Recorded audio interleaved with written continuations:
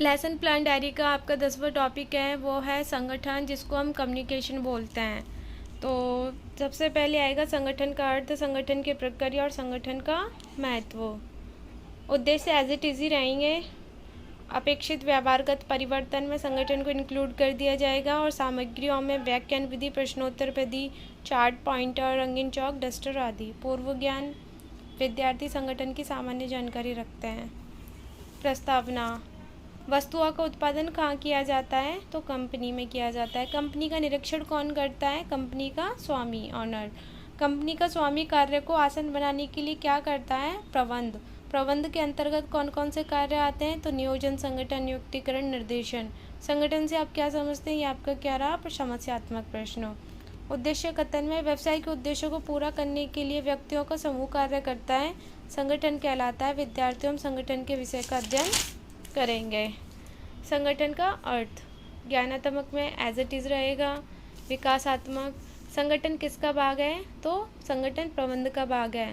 व्यापार के अंतर्गत व्यक्तियों का समूह क्या कार्य करता है? तो व्यापार के उद्देश्यों की पूर्ति करने का कार्य करता है। संगठन के अर्थ तो बताइए, ये आपका समस्यात्मक रहेगा। छात्र अध्यापिका, प्रश्न या कथन। प्रबंध का प्रथम कार्य नियोजन कर लेने के बाद प्रबंधकों की संगठन ढांचा तैयार करने की जिम्मेदारी होती है।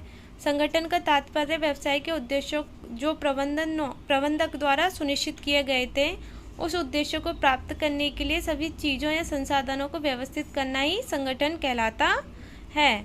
अर्थात जो भी आपने किसी भी चीज़ को करने के लिए मैनेजमेंट करते हैं, मैनेजमेंट को करने के लिए हमें व्यक्तियों की आवश्यकता होगी ना, तो उस संगठन के द्वारा ही हम सुनिश्चित किया जाता है कि इस मैनेजमेंट में हमें क्या करना है, कैसे करना है, कब करना है, इस कंपनी को हमें कैसे चलाना है। तो व्यक्तियों के समूह के द्वारा हुआ, तो उसे ही हम क्या बोलेंगे? संगठन।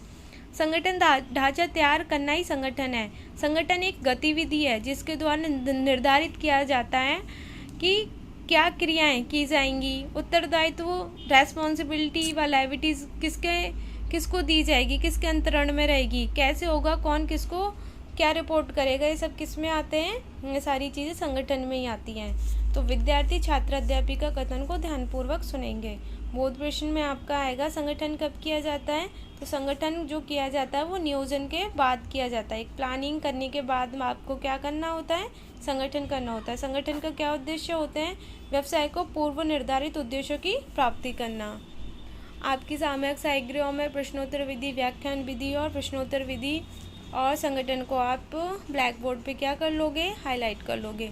संगठन एक गतिविधि है जिसके द्वारा निर्धारित किया जाता है कि व्यवसाय के उद्देश्यों को प्राप्त करने के लिए क्या उचित है। जो आपका सेकंड शिक्षण बिंदु आता है संगठन की प्रक्रिया, तो इसमें कौशलात्मक, विद्यार्थी संगठन को चार्ट के माध्यम से समझा सकेंगे। विकासात्मक में संगठन ढांचा तैयार करना कहलाता है, संगठन कहलाता है। संगठन के अंतर्गत क्या निर्धारित किया जाता है? तो संगठन के अंतर्गत कौन किसे रिपोर्ट करेगा, यह निर्धारित किया जाता है। संगठन की प्रक्रिया बताइए, तो आपका समस्यात्मक रहेगा।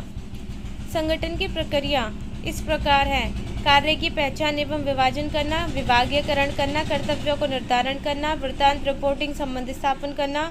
संगठन में सर्वप्रथम पहला कार्यों की पहचान की जाती है, फिर उनका विभाजन किया जाता है। कार्यों का विभाजन हो जाने के पश्चात कार्यों का विभागों में बांट दिया जाता है। व्यक्तियों, कर्मचारियों में कार्यों को सुपुर्द कर कर्तव्य दे दिए जाते हैं। कार्य का आवंटन ही पर्याप्त नहीं होता, कर्मचारियों को आदेश प्राप्त करने व उनका जवाबदेही भी होनी चाहिए। तो ये आपकी क्या होती है? संगठन की प्रोसेसिंग होती है। इस कथन को विद्यार्थी ध्यानपूर्वक सुनेंगे। बोधात्मक में होगा संगठन के कितने चरण होते हैं? तो 4 होते हैं। संगठन की प्रक्रिया का प्रथम चरण क्या है? कार्यों की पहचान तथा उनका विभाजन करना। मैंने आज जो मिनी नेचर चिपकाया है उसमें संगठन की प्रोसेसिंग को हाईलाइट कर दिया है। आपका जो थर्ड रहेगा वो होगा संगठन का महत्व, इम्पोर्टेंस ऑफ कम्युनिकेशन। इसमें ज्ञानोपयोग रहेगा। छात्र अध्यापक क्रियाओं में संगठन की प्रक्रिया का अंतिम चरण कौन सा होता है? तो वृत्तांत स्थापित करना। कार्यों का विभाजन किसे कहते हैं? कार्यों का विभाजन कौन करता है? कर्मचारियों को द्वारा होता है। संगठन का महत्व क्या होता है? समस्यात्मक है। महत्व संगठन का महत्व से क्या होता है? विशिष्टीकरण के लाभ होते हैं, कार्य करने में संबंधों का स्पष्टीकरण हो जाता है, संसाधनों का अनुकूलतम उपयोग होता है, परिवर्तनों का अनुकूलतम प्रयोग होता है, प्रभावी प्रशासन रहता है, क्रमिकों का विकास होता है, विकास एवं विस्तार होता है।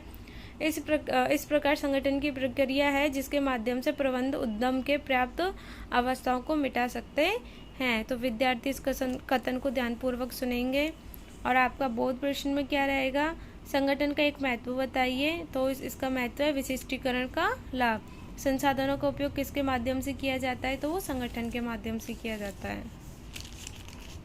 संगठन के महत्व में विशिष्टीकरण, कार्मिकों का विकास, विकासों का विस्तार, संसाधनों का अनुकूलतम प्रयोग और प्रभावी प्रशासन, ये आपका हाईलाइट हो जाएगा। मूल्यांकन प्रश्नों में वस्तुनिष्ठ में विभागीयकरण डैश के अंतर्गत किया जाता है। संगठन के माध्यम से डैश उद्यम की आवश्यकताओं को मिला सकते हैं। प्रभावी प्रशासन डैश महत्व है, संगठन डैश है। अति लघुरात्मक में आएगा आपका संगठन के दो महत्व बताइए। कार्यों की पहचान किसके अंतर्गत की जाती है? लघुरात्मक में जिसमें आएगा आपका संगठन का अर्थ क्या है, संगठन की प्रक्रिया के प्रथम दो बिंदुओं को समझाएं। और निबंधात्मक में रहेगा संगठन का अर्थ, महत्व, प्रक्रिया को आप क्या कीजिए, डिस्क्राइब कीजिए। तो आपका जो 10वां टॉपिक है संगठन, वो आपका खत्म होता है।